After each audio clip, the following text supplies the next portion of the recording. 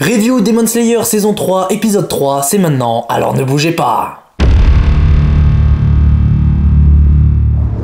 Salut à tous, j'espère que vous allez bien, je suis Rodway Senpai et depuis quelques temps je suis votre guide analyse sur pas mal d'animés et mangas et aujourd'hui nous allons parler ensemble de cet épisode 3 de la saison 3 de Kimetsu no Yaiba. Avant de commencer, je vous invite bien sûr à liker cette vidéo si elle vous plaît et à vous abonner si c'est pas déjà fait, je compte sur vous. Allez, c'est parti. Dans l'absolue généralité, il est clair que nous sommes une nouvelle fois sur un épisode tout bonnement excellent, avec notamment la suite sur la découverte du katana vieux de 300 ans, de la réapparition d'Aganezuka, de l'introduction de plus en plus poussée dans cet arc du personnage Genya, et pour finir, nous avons aussi eu l'apparition des deux lunes supérieures envoyées par Kibutsushi Muzan. Donc l'épisode débute au moment où Tanjiro et Kotetsu ont découvert un katana datant de 3 siècles dans l'automate Yoriichi modèle 0. Évidemment, la première question des deux personnages est que vont-ils en faire? Et Kotetsu va proposer à Tanjiro de le récupérer étant donné qu'il avait justement besoin d'un sabre, tout en ajoutant que le fer de cette époque était d'excellente qualité. Ce à quoi très gêné, Tanjiro va commencer par refuser et se laisser convaincre petit à petit par les arguments de Kotetsu qui fait tout pour qu'il le prenne. Kotetsu va ensuite proposer à Tanjiro d'au moins sortir la lame de son fourreau et c'est là qu'à leur grand désespoir, ils vont découvrir que la lame est totalement rouillée, ce qui est en fait complètement logique. A la suite de ça, c'est Aganezuka qui entre en scène, celui-ci qui a entendu toute leur discussion, leur dit qu'à partir de maintenant, il s'occupe du reste. Sauf qu'à ce moment-là, on est tous d'accord pour dire qu'il n'est pas du tout clair sur ses intentions, ce qui fait que du coup, personne sait ce qu'il voulait dire par là. Après une dispute entre Tanjiro et Kotetsu face à Aganezuka, c'est le forgeron aguerri qui va repartir avec le mystérieux katana. Mais par contre, pendant la dispute, j'ai remarqué un truc qui m'a un peu gêné. C'était quand Tanjiro a dit à Aganezuka qu'il était venu ici à la base pour le voir, lui, et demande où il était passé jusque-là. Une question qui va complètement faire bugger Aganezuka qui ne va donner aucune réponse au jeune pourfendeur. Cela m'a intrigué parce que je me demandais en fait si sa réaction a été causée par le fait qu'il était ému que Tanjiro est venu jusqu'ici pour le voir lui,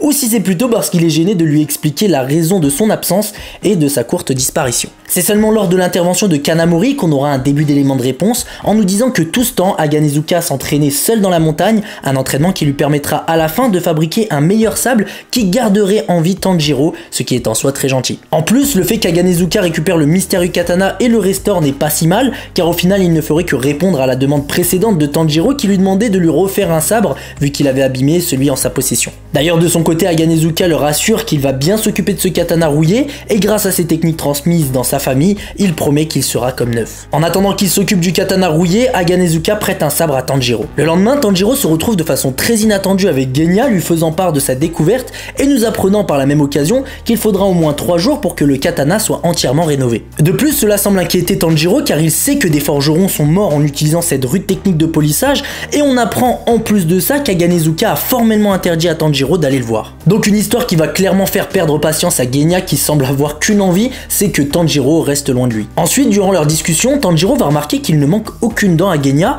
alors qu'on se souvient tous lors du premier épisode dans les sources chaudes, Genya avait jeté une de ses dents sur la tête de Tanjiro. Donc logiquement il devrait lui manquer une dent et du coup il me semble normal de se demander comment se fait-il qu'il ne manque pas de dents à Genya. Suite à cette question, aucune réponse de la part de Genya et il va même finir par dire que Tanjiro a dû rêver, ce qui est totalement impossible étant donné que Tanjiro avait gardé la dent du pourfendeur. Il est clair qu'il y a quelques mystères autour de ce personnage, des mystères dont je n'ai qu'une hâte, c'est de les découvrir au cours de cette saison et autres. En tout cas, j'ai pas vraiment d'idée pour expliquer pourquoi sa dent a repoussé, à moins qu'il ait un genre de pouvoir spécial un peu comme Tanjiro qui lui a un odorat surdéveloppé, Genya lui aurait le pouvoir de faire guérir certaines parties de son corps. Bref, la discussion se termine entre les deux personnages et nous retrouvons maintenant Tanjiro et Nezuko qui s'apprêtent à aller dormir. Mais pendant ce temps-là, quelque chose d'horrible est en train de se passer au village des forgerons. Il s'agit en effet de l'arrivée officielle des deux lunes supérieures envoyées par Kibutsushi Muzan. Le premier démon dévoilé est la 5e lune supérieure qui va bouffer un pauvre forgeron sortant tout juste des sources chaudes. Après l'avoir bouffé, le démon sort de son pot et dévoile clairement ses intentions. Leur but à lui et à la 4e lune supérieure, c'est de se débarrasser de tous les forgerons du village. Un plan qu'il faudra absolument contrecarrer car comme vous le savez, les forgerons de Sabre du Soleil sont d'une importance capitale pour que les pourfendeurs puissent mener à bien leurs différentes missions. Tout de suite après, on se retrouve avec la 4e lune supérieure qui est cachée sur un toit de maison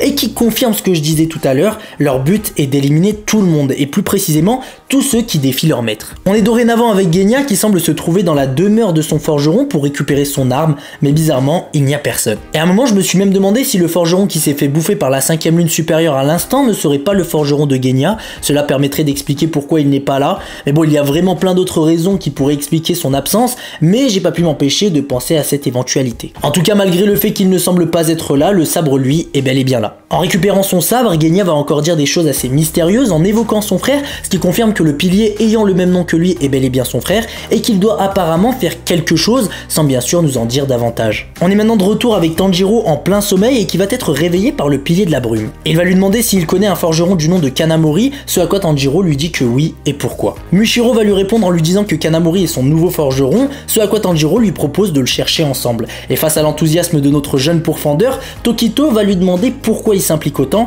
sachant que de son côté il a très certainement des choses à faire. Tanjiro va lui donner une réponse qui reflète complètement son état d'esprit et sa façon de penser depuis qu'on le connaît, donc depuis la saison 1. Il lui dit quand on aide les autres, on a plus de chances qu'ils nous aident en retour. Et de toute façon, il comptait aller le voir. La phrase qu'a prononcée Tanjiro à l'instant a complètement perturbé Tokito Mushiro qui veut l'entendre répéter la phrase qu'il vient de prononcer. C'était assez curieux, mais en fait je pense que ce personnage est tellement à l'ouest qu'il prête rarement attention à ce que les gens disent, mais pour le coup ce que vient de dire Tanjiro l'a clairement troublé et j'ai l'impression qu'il lui demande de répéter car il a peur d'oublier cette phrase étant donné sa faible capacité d'attention. Tout à coup ils sont interrompus par le réveil de Nezuko et pendant ce temps-là on voit qu'en l'espace de quelques secondes Tokito Mushiro confirme ce que je venais de dire à l'instant, il était dans un autre monde tellement il était à l'ouest. Tout ce que je dis se précise et se confirme lorsqu'on le voit complètement changer de sujet quand il dit en parlant de Nezuko qu'elle a quelque chose de très étrange mais il ne pourrait pas expliquer quoi et il se demande d'ailleurs s'il ne l'a pas déjà rencontré. Après ça, Tanjiro entend quelque chose derrière la porte et il s'agit de façon très inattendue de la 4e lune supérieure qui entre en scène. En l'espace de quelques secondes, Tokito Mushiro saisit son sabre et utilise le 4e mouvement du souffle de la brume pour éliminer l'ennemi. Mais bon, cela n'est pas suffisant vu la facilité avec laquelle la 4e lune supérieure a esquivé. Ensuite, c'est à Tanjiro d'attaquer l'ennemi avec la danse du dieu du feu,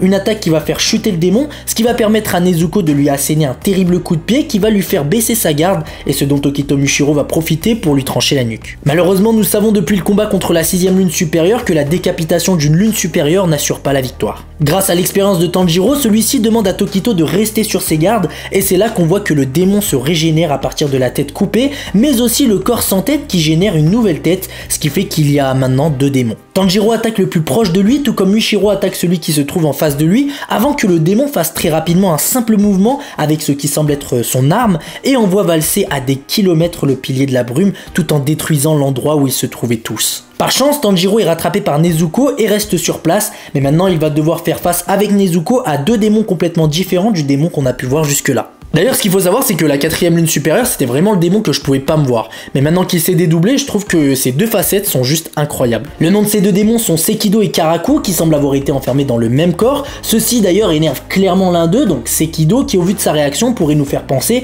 qu'ils ont été enfermés dans le même corps sans leur consentement. Sekido décide d'attaquer nos amis et les touche. Une attaque qui s'apprête à faire perdre conscience à Tanjiro jusqu'à ce qu'il aperçoive sur le toit Genya, qui va, avec une arme qu'on a je crois jamais vue jusqu'ici dans Kimetsu no Yaiba, attaquer les 2 démons. Avec simplement 2 coups de fusil, il décapite les 2 démons presque en même temps, ce qui peut nous faire croire qu'il a définitivement éliminé la 4e lune supérieure. Malheureusement, pendant que Genya recharge son fusil, il nous fait comprendre qu'il a loupé un des 2 démons, ce qui oblige Genya à dégainer son sabre pour trancher la tête de celui qui l'avait raté. Tanjiro va lui expliquer que ce qu'il fait est totalement inutile, parce qu'à chaque fois qu'il parvient à trancher une nuque, un corps est généré pour la tête et une tête est générée pour le corps, ce qui à chaque fois augmente le nombre d'ennemis par 2. D'ailleurs, Tanjiro va même ajouter que les démons semblent faire exprès de se faire trancher la tête. Donc maintenant il doit faire face à 4 démons de niveau lune supérieure. Je suis obligé de dire ça parce qu'il est, en tout cas pour l'instant, impossible de dire si le fait de se démultiplier divise leur force, mais en tout cas, s'il n'y a pas un truc dans ce délire, ils font vraiment face à un monstre. Étant donné qu'ils craignent pas de se faire trancher la tête, on peut imaginer le fait que la nuque n'est pas du tout leur point faible, ou alors qu'il y a une façon de faire encore plus particulière que celle qu'ils ont dû comprendre pour éliminer la 6e lune. Quand j'ai vu que la 4e lune supérieure pouvait se démultiplier, je me suis dit qu'il suffisait de trancher la nuque des 2 démons en même temps pour l'éliminer une bonne fois pour toutes, tout comme le démon Gyutaro quoi. C'est d'ailleurs ce qu'a essayé de faire Genya, mais sans succès. Mais maintenant, ce qui pose problème, je trouve, concernant cette approche, c'est que ce démon est beaucoup plus confiant, beaucoup trop confiant même je dirais, quand il se fait trancher la tête comparé à Gyutaro. Ce qui me force à me poser des questions sur le fait qu'au vu de sa confiance, sa nuque n'est très certainement pas son point faible. Pendant que Tanjiro réfléchissait sur comment il pourrait faire pour les éliminer définitivement, un des 4 démons surgit du ciel, l'agrippe et s'envole avec lui. D'ailleurs, grâce à l'intervention de ce démon, Tanjiro a au moins compris que les différents démons ont des pouvoirs qui leur sont propres et qui ne sont pas les mêmes que leurs semblables. Par contre, pendant que Tanjiro se fait entraîner par le ciel par un démon, il aperçoit Genya en train de se faire transpercer par un autre démon, ce qui prouve aussi que Genya n'est peut-être pas si fort qu'il en a l'air. C'est vrai que comparé à Tanjiro, Zenitsu ou encore Inosuke, on n'a jamais entendu parler de ses prouesses, ce qui fait que peut-être il n'a jamais eu l'occasion de combattre des démons de la trempe de ceux qu'ont combattu Tanjiro et ses amis. Un Genya tellement faible que le démon qui l'a attaqué va lui dire directement, et tellement que Tanjiro va demander à Nezuko de le protéger en priorité. Pendant ce temps-là, Tanjiro va subir une attaque de plein fouet de la part de son agresseur, ce qui va le faire chuter de plusieurs mètres de hauteur. Pendant qu'il tombe, il parvient à ralentir sa chute en agrippant quelques branches, et une fois à terre, il remarque que la patte qu'il avait tranchée pour se libérer des griffes de son ennemi est toujours accrochée à sa jambe. Et quand il va voir que la tête du démon a poussé à partir de cette patte, il sera trop tard pour notre ami, car la lune supérieure est déjà sur le point de lancer son attaque sous les yeux emplis de désespoir de Tanjiro. Sans même avoir vu le résultat de l'attaque du démon, on retrouve le pilier de la brume qui a été envoyé très loin de la zone de combat, souvenez-vous, et qui sur son chemin va être confronté à un dilemme dont il n'a pas l'habitude de se soucier en temps normal. Alors qu'il doit absolument rejoindre Tanjiro et ce le plus vite possible, il aperçoit le jeune Kotetsu se faire attaquer par un démon et qui d'ailleurs s'apprête à se faire tuer. Et c'est là qu'on voit que les précédentes paroles de Tanjiro, d'ailleurs cela confirme ce que je disais tout à l'heure, ont eu un certain effet sur Tokito Muishiro, car on voit qu'au bout d'une longue hésitation et en se remémorant encore une fois les paroles de Tanjiro, Muishiro intervient in extremis pour sauver le jeune apprenti forgeron. Kotetsu est très surpris de voir le pilier de la brume tout en sachant que Muishiro disait justement que les forgerons servaient absolument à rien. Celui-ci va d'ailleurs demander au jeune garçon de fuir car il risquerait de le gêner. Et l'épisode se termine sur le visage très déterminé du jeune pilier de la brume qui, comme on a pu le voir, a changé de façon de penser suite au contact de Tanjiro. Encore un épisode excellent avec cette fois-ci un peu moins de mystère mais qui est compensé par les combats qu'il y a eu et surtout par la magnifique entrée en scène du démon Atengu. Atengu qui, comme je disais tout à l'heure, était jusqu'à aujourd'hui la lune supérieure que j'aimais le moins au vu de son immonde physique, de son attitude, de sa façon de parler et de son étrangeté comparée aux autres. Mais il est devenu au cours de cet épisode un des démons les plus stylés à partir du moment bien sûr où a eu lieu la séparation et qu'on a pu voir Sekido et Karaku. Donc deux entités démoniaques enfermées dans un seul corps, cela rappelle bien évidemment Gyutaro et sa sœur qui avaient eux aussi le pouvoir de se réunir dans le même corps et de se séparer à leur guise. La différence avec eux c'est qu'à aucun moment Gyutaro et sa sœur pouvaient se démultiplier davantage contrairement à ce qu'on a pu voir dans cet épisode. Mais par contre le truc le plus bizarre c'est que lorsque Gyutaro et sa sœur savaient que leur nuque était visée, malgré le fait qu'il fallait trancher les deux nuques en même temps, et ben on se rappelle qu'ils faisaient tout pour empêcher leur ennemi d'y arriver, même quand du coup leur vie n'était pas en danger, alors que là, il est clair que ces démons s'en fichent complètement et semblent même en profiter. Il est évident que cet ennemi va être redoutable car avant d'essayer de le combattre, il faudra d'abord que Tanjiro et les autres découvrent le secret qu'il cache et donc le moyen de l'éliminer. Tout cela en sachant que la 5e lune est aussi dans les parages et s'est elle aussi mise à agir dans l'ombre. A mon avis, vu que les deux lunes supérieures se sont manifestées, c'est qu'une question de temps avant que Kanroji, le pilier de l'amour, reçoive l'ordre de faire demi-tour pour aller prêter main forte à ses compagnons. Il me semble aussi évident que le katana vieux de 300 ans récemment découvert jouera un rôle important dans la victoire des protagonistes. À ce moment-là, on peut même s'attendre à une scène où lorsque Tanjiro pointera son nouveau sabre vieux de 300 ans face à une des lunes supérieures, le sang ou plutôt les cellules de Muzan présentes dans le corps de celle-ci auront une réaction de la même manière que pour la sœur de Gyutaro et nous permettront donc de vivre un nouveau flashback concernant Yorichi et Muzan dont les destins sont manifestement liés. Pour conclure, dans le prochain épisode, je m'attends à ce que le pilier de l'amour débarque, ou au moins reçoive l'ordre d'intervenir. Je m'attends aussi que lors de son combat, Tanjiro finisse par découvrir comment éliminer définitivement son ennemi. Non, en vrai, je pense que je vais un peu trop loin, surtout quand on prend en compte le titre du prochain épisode qui sera Merci Tokito. Donc à tous les coups, on aura la suite de l'intervention du pilier de la brume pour sauver Kotetsu, plus quelques flashbacks qui nous permettront peut-être d'en apprendre plus sur lui et surtout sur le fait qu'il est un descendant direct d'un utilisateur du souffle du soleil. Bon voilà, je crois qu'on a vraiment fait le tour. Si cette review vous a plu, n'hésitez pas bien évidemment à la liker et à vous abonner si c'est pas déjà fait, je compte sur vous. Du coup, il est maintenant temps de se dire à la semaine prochaine pour parler de la suite de cette magnifique saison 3. Prenez soin de vous, allez, ciao les potes!